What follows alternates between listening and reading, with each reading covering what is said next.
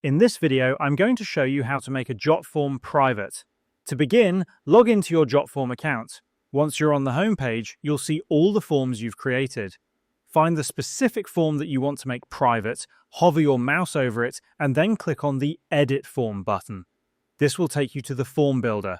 At the top of the screen, click on the Publish tab to access the form's sharing settings. Once you're here, look for the Share with Link section. You'll see a gear-shaped settings icon next to it. Click on that icon to open the access settings for your form. By default, the form is set to Public Form, which means anyone with the link can open and fill out your form. To make it private, simply switch the setting from Public Form to Private Form. Now that the form is private, users must be logged into a Jotform account and also have your permission in order to view or fill out the form.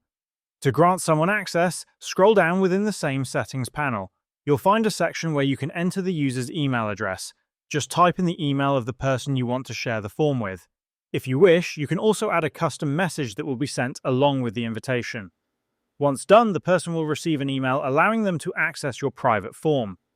Alternatively, you can copy the form link and send it manually. However, if someone opens that link without having prior permission, they'll be prompted to log into their Jotform account first.